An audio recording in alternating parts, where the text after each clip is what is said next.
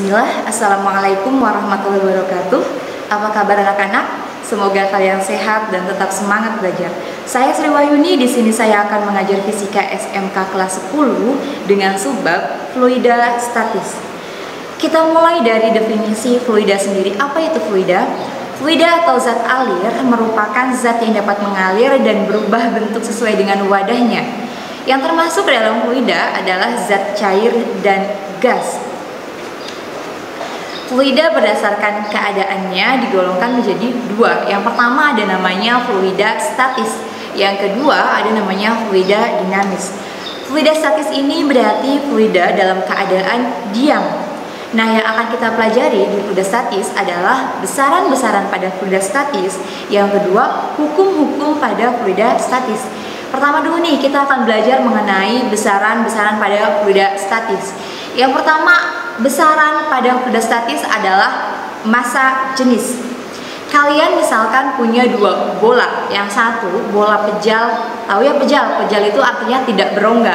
Yang satu bola pejal terbuat dari kayu, yang satu bola pejal terbuat dari besi. Tentunya si bola yang terbuat dari besi dengan ukuran yang sama itu akan lebih berat daripada bola kayu. Mengapa demikian? Karena besi itu lebih padat dibandingkan kayu. Massa jenis ini mengukur seberapa padat fluida tersebut. Berarti massa jenis fluida itu mengukur kepadatan fluida. Secara matematis ditulis, notasi untuk massa jenis adalah rho. Rho sama dengan massa dikali volume. Berarti massa jenis sama dengan massa dikali volume. Satuan untuk massa jenis adalah kilogram per meter kubik. Satuan untuk massa kilogram dan satuan untuk volume adalah meter kubik. Oke, besaran selanjutnya adalah tekanan hidrostatis. Tekanan hidrostatis ini didefinisikan sebagai tekanan yang dilakukan oleh si fluida pada bidang dasar tempatnya. Jadi ini mengukur tekanan pada satu titik dalam fluida. Oke, secara matematis tekanan hidrostatis itu ditulis sebagai pH. pH berarti pressure of hydrostatic. pH sama dengan rho dikali G dikali H yang ibu tunjukkan pada layar rumusnya. pH atau tekanan hidrostatik itu sama dengan perkalian dari rho massa jenis fluida, satuannya kilogram per meter kubik, kemudian dikali dengan percepatan gravitasi bumi, satuannya meter per sekon kuadrat, dan dikali dengan H. H di sini bukan ketinggian ya, melainkan kedalaman dari fluida. Jadi kedalaman si fluida dari permukaan atasnya. Oke, ibu tunjukkan di sebelahnya itu gambar orang menyelam. Yang satu perenang berbaju biru itu menyelam pada ketinggian H1 pada kedalaman H1. Kemudian perenang yang berbaju pink itu menyelam pada kedalaman H2. Maka tekanan yang diterima oleh penyelam 1 dan penyelam 2, penyelam yang berbaju biru dan berbaju pink itu tentunya berbeda. Tentunya yang lebih besar di sini yang diterima tekanan hidrostatisnya adalah perenang yang berbaju pink, perenang 2. Mengapa demikian? Karena perenang berbaju pink itu menyelam lebih dalam. Oke, besaran fluida statik selanjutnya adalah tekanan total. Tadi kita udah bahas nih tekanan hidrostatik, sekarang kita bahas tekanan total. Mengapa ada tekanan total? Karena saat kita menyelam itu yang berpengaruh yang pertama adalah tekanan hidrostatik dari kedalaman kita menyelam misalkan. Kedua, lingkungan kita atau kita saat di udara, saat di daratan itu sudah ada tekanan. Berapa besarnya? Besarnya tekanan di sekitar kita itu adalah 1 atmosfer atau nilainya itu sebanding dengan 1,01325 Pascal atau sebanding dengan 760 mm Hg yang ibu tunjukkan di sebelah kiri. Oke, tekanan total ini berarti penambahan dari tekanan udara atau tekanan di atas permukaan fluida ditambah dengan tekanan hidrostatik. Sehingga rumusnya P tot, berarti tekanan total sama dengan pH tekanan hidrostatik ditambah dengan P0 tekanan dari di atas permukaan si fluida. Oke, satuan untuk tekanan adalah Newton per meter kuadrat atau setara dengan Pascal. Jadi 1 Pascal itu adalah 1 Newton per meter kuadrat. Oke, kita udah bahas besaran, kita pindah membahas hukum-hukum di fluida statik. Yang pertama ada namanya hukum Pascal. Hukum Pascal ini menyatakan bahwa tekanan yang dilakukan zat cair akan diteruskan ke segala arah dengan sama besar. Tekanan berarti tadi rotasinya adalah P ya, pressure. Berarti di sini si Pascal menuliskan bahwa P1 sama dengan P2. Jadi tekanan yang dilakukan pada zat cair itu akan diteruskan ke segala arah dengan sama besar. Berarti P1 sama dengan P2. Kemudian kita tahu bahwa P itu adalah gaya dibagi dengan luas permukaan. P sama dengan E per A. Sehingga P1 sama dengan P2, kemudian sama dengan F1 per A1 sama dengan F2 per A2. Oke. Misalkan nih saya punya tabung U. Tabung itu berarti bentuknya tabung tapi bentuknya seperti U ya. Yang sebelah sini disebut sisi 1 tabung U, yang sebelah kirinya disebut sisi 2 tabung U. Nah, tabung U ini yang saya punya misalkan memiliki luas penampang yang berbeda, jadi diameternya itu berbeda ya. Nah, luas penampang yang berbeda. Kata Pascal, kalau misalkan tekanan dilakukan di salah satu sisinya, maka tekanan tadi akan diteruskan ke segala arah dengan sama besar. Nah, sehingga di sini F1 per A1 itu sama dengan F2 di sebelah kirinya per A2.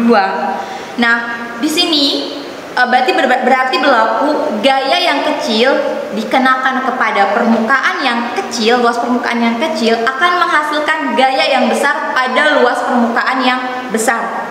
Oke, ketangkap ya yang saya bicarakan? Selanjutnya adalah aplikasi hukum Pascal. Aplikasi hukum Pascal ini digunakan yang pertama yang sering ditemui di depan sehari-hari adalah pompa hidrolik. Nah, pompa ini biasa digunakan untuk mengangkat mobil. Jadi dalam pompa hidrolik itu digunakan suatu gaya yang kecil kepada suatu luas penampang yang kecil. Kemudian luas gaya tadi itu menekan satu fluida ya.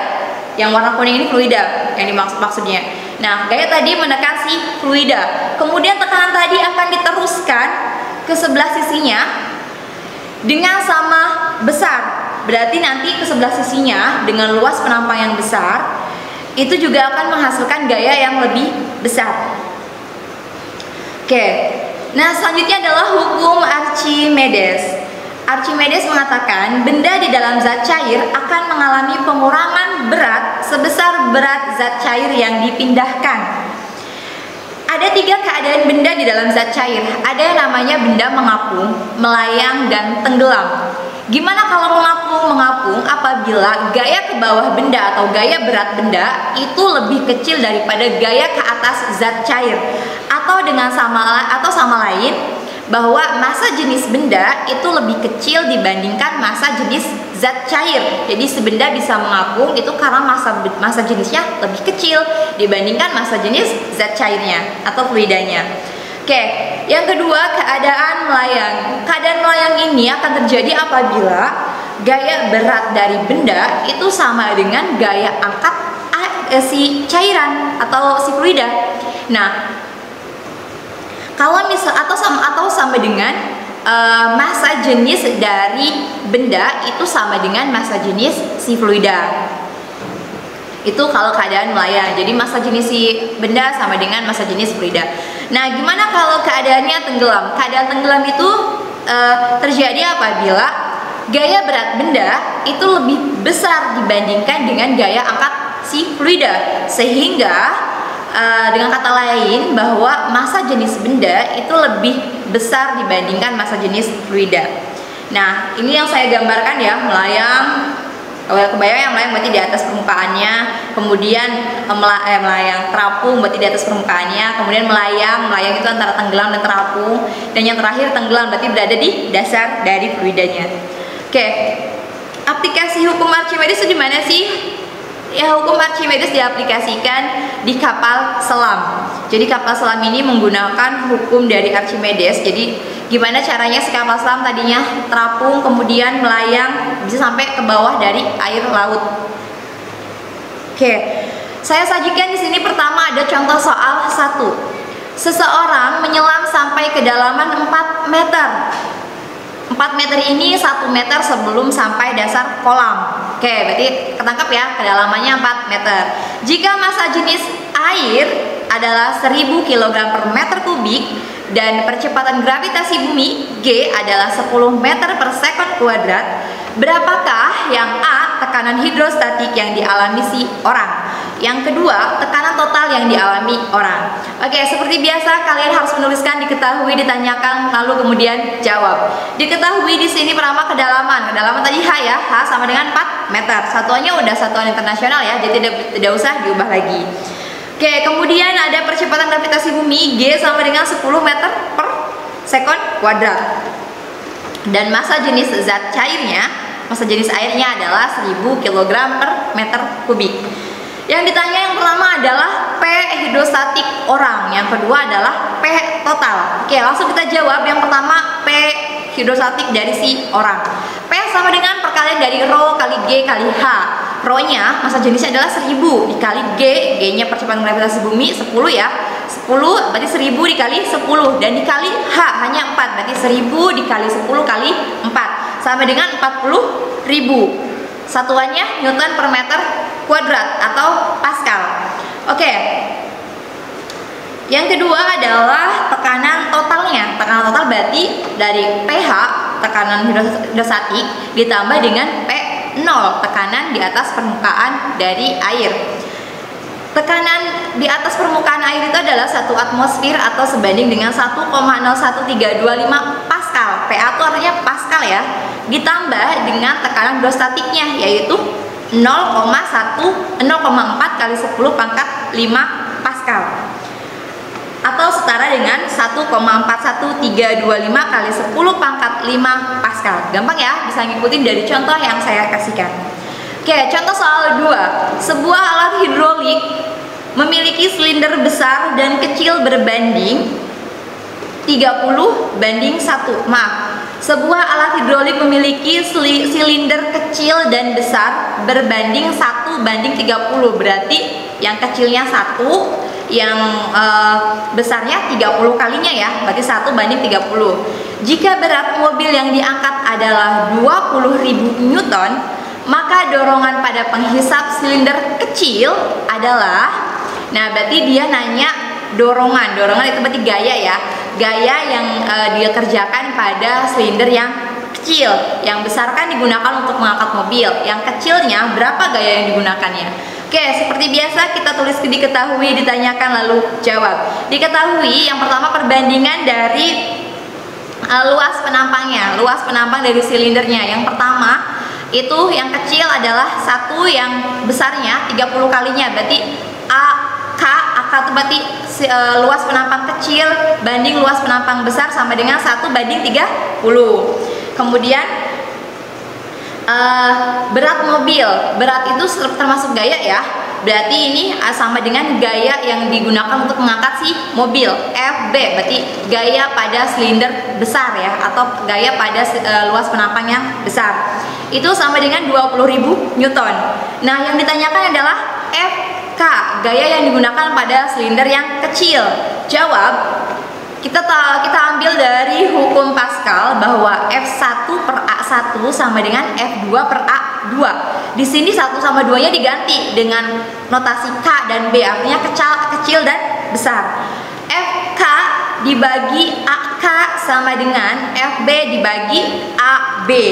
FK-nya lagi kita cari, kemudian AK-nya itu kan bandingannya 1 ya, AK 1, berarti FK per 1 sama dengan FB.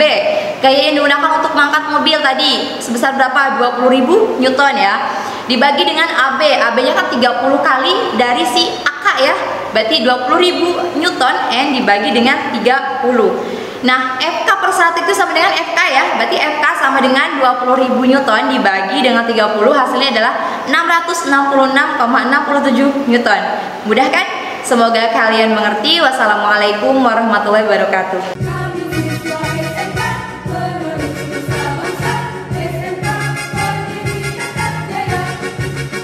Berdiri tetap bisa, berdiri lagi.